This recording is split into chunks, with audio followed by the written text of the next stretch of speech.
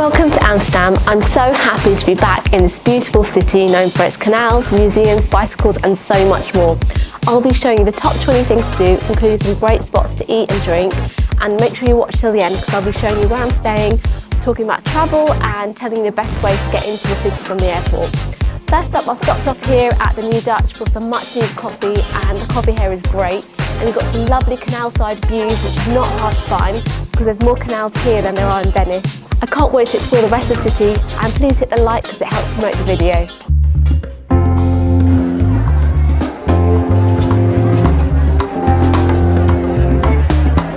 First up, I'm checking out Foodhallen, which is an indoor food market. And travelling around Europe, it's quite common to find these sort of markets. They have something similar in Madrid and Lisbon. This one's open every day and has 21 stands with different cuisines from all around the world, such as sushi, hot dogs, tacos, smoky barbecue and much more. They also have a few bars here. It has such a great vibe, and I think it's a perfect place to come with friends as there's something for everyone.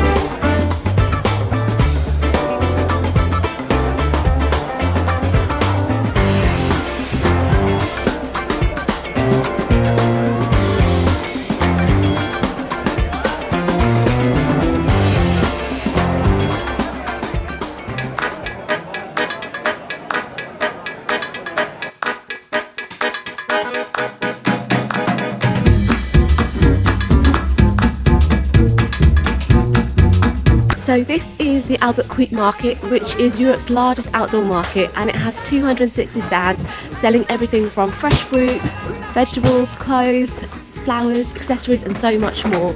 But I'm here to try some Dutch delicacies such as herring, which is served with onions and pickles, and then you also have the stroopwafel, which are a waffle sandwich between caramel, and popages, which are little mini pancakes.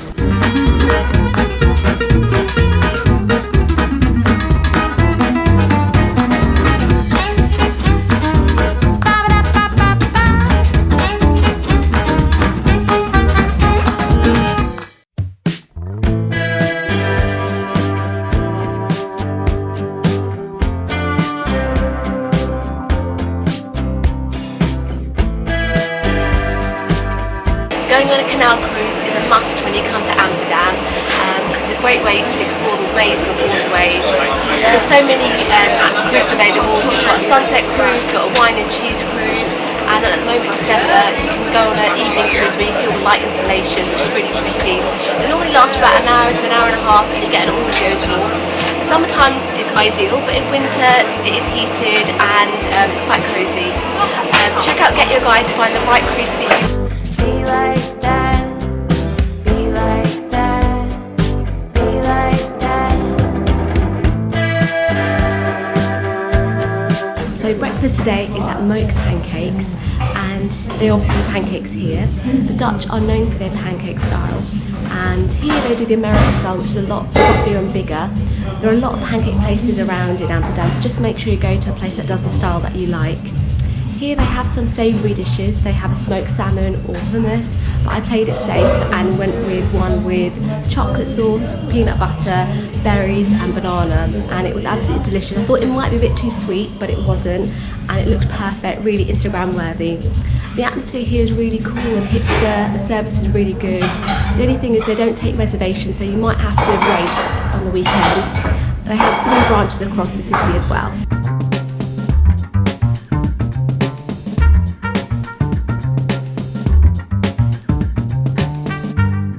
So this is Dam Square, which is right in the city centre. It's very touristy, but this is where you have the Royal Palace, which is the official reception palace for the King.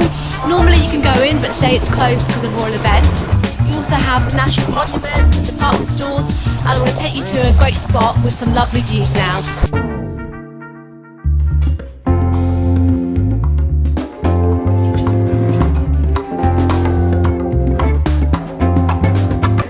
Lounge is right at the top of the W Hotel, and it's just behind Dam Square, and you've got some great views and you can get a cocktail. It's got a really chill vibe, and in the evening they have a DJ. There's also an outside terrace. It's a bit cold today, but it'll be lovely in the summer.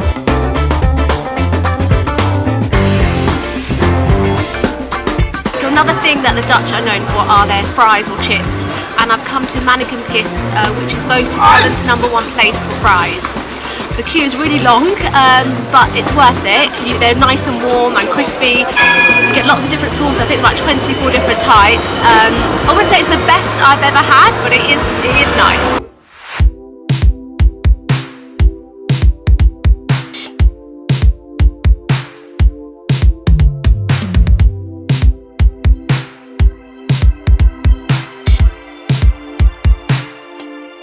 For the best views of the city, you have to come to the Adam Lookout, and if you go right to the top at the observation deck, you get this 360 view. If you're feeling brave, they also have Europe's highest swing where you're swinging over the edge. There's also a VR roller coaster, cafe and restaurant. Tickets cost €16.50 for entry and an extra €6 for the swing, but it's slightly cheaper if you buy online. Getting here is quite easy, you just get the free FB ferry from behind Central Station.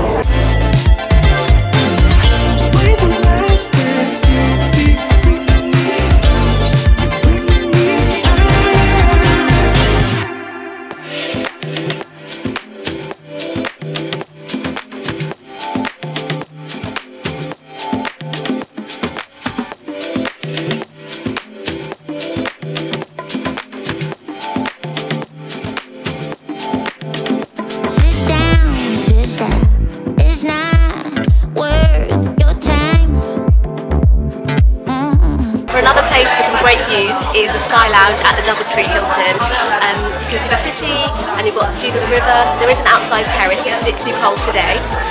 We came here and just went straight up, no reservation made, didn't have to wait.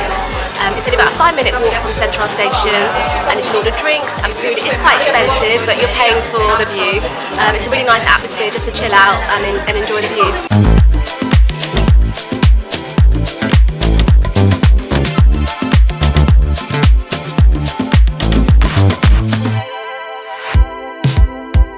There are over 50 museums in Amsterdam, so there is something for everyone. And Museumplein is a public square in Amsterdam that has some of the most important museums such as Van Gogh, Stedelijk, Moak and the Rijksmuseum. And the Rijksmuseum is one of the most popular museums. It's dedicated to Dutch art and history. There are paintings and artwork from Rembrandt, Van Gogh and many others. It's set over 4 floors and you'll probably need a few hours to see the highlights. My favourite piece was The Night Watch by Rembrandt. The building itself is beautiful and it has a walkway that you can cycle or walk through. There's also a stunning library, a cafe as well as a Michelin-starred restaurant. You do need to book a timed entry ticket beforehand, but you can stay as long as you like. And there's also a free app which helps you navigate the museum.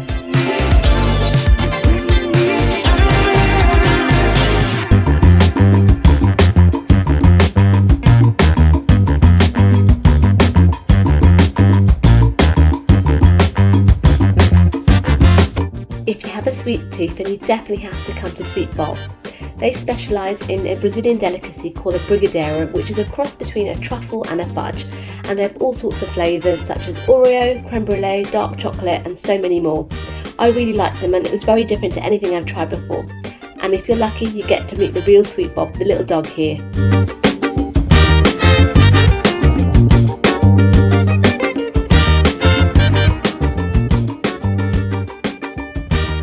So I've stopped off at Winkel 423 for the best apple pie in Amsterdam and it doesn't disappoint.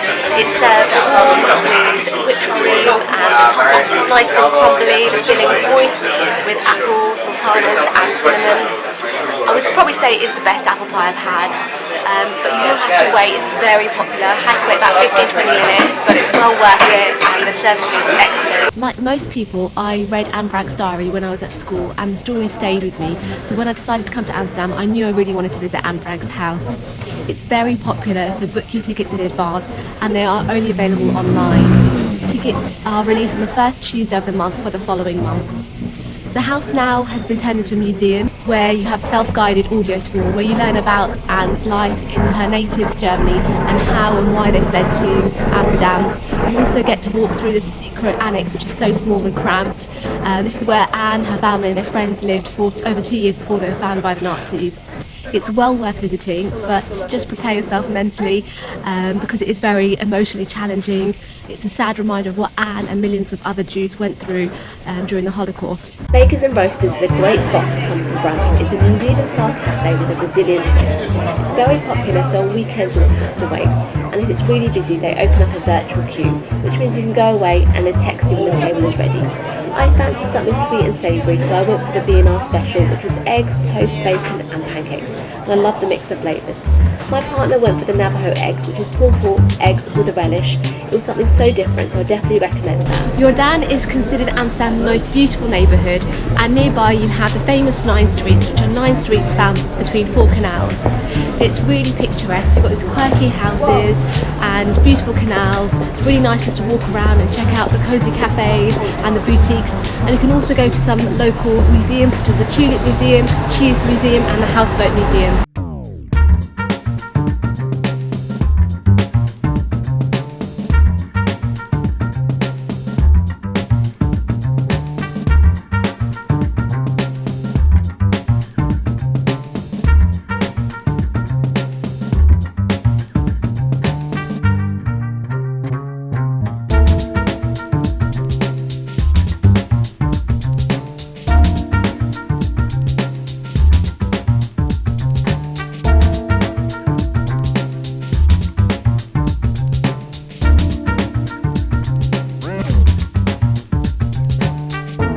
Pesca is a seafood restaurant with a different sort of concept, as there's no menu, it changes every day.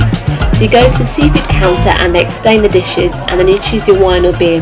By the time you sit down at your table, you've already ordered your food and you have your drinks with you. The food is really fresh and so tasty and the service has been amazing. It's very busy, so book online in advance, and when you book online you have to pay a €20 fee, which is used towards your bill at the end. They also have a foundation where they are dedicated to sustainable fishing and clean oceans, and they donate some of their profits. I would definitely recommend coming here as it's some of the best food I've had in Amsterdam.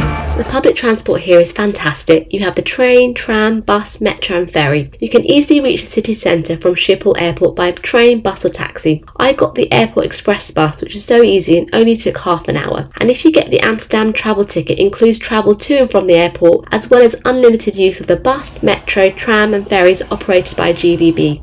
You also save money by buying 2 or 3 day cards. There's also the Amsterdam City card where you get unlimited use of travel for up to 5 days. With that you also get discounts on museums and attractions too. The other option is getting a disposable OV chip card where you can use the public transport in a certain time frame, starting from up to an hour up to 7 days. And make sure you check in and check out with your cards when using the buses, metro, train and trams. Cycling is probably the best way to get around the city, as there are more bicycles than people in the city, so it caters really well for cycling. But just make sure you're experienced, because you have to watch out for other cyclists, pedestrians, trams and cars. You can hire a bicycle for several hours or several days, and it roughly costs about €16 to hire for a day. Walking is probably my favourite way of getting around, because you get a real feel of the city. And it's really compact, so you can get to most things, and there's always a chance that you can stumble upon a hidden gem. I stayed at the Inner Hotel in the Museumplein area, and location wise it's great. You've got the main museums nearby, there's lots of tram stops as well close by, and the Airport Express bus also stops here. The room size was quite big, quite large, and it was quite comfortable. The pillows were a bit small and the bathroom is really narrow, so I think if you're tall you would struggle. It's quite expensive, but generally accommodation in Amsterdam is really expensive. The city itself was beautiful, had a fantastic time. I think you can enjoy it all times of the year, and probably in the summer it will have a slightly different atmosphere because people are outside and you can enjoy the canal cruises. But for me the highlight were the people. The Dutch people are so friendly and open, yeah, and I really hope to come again.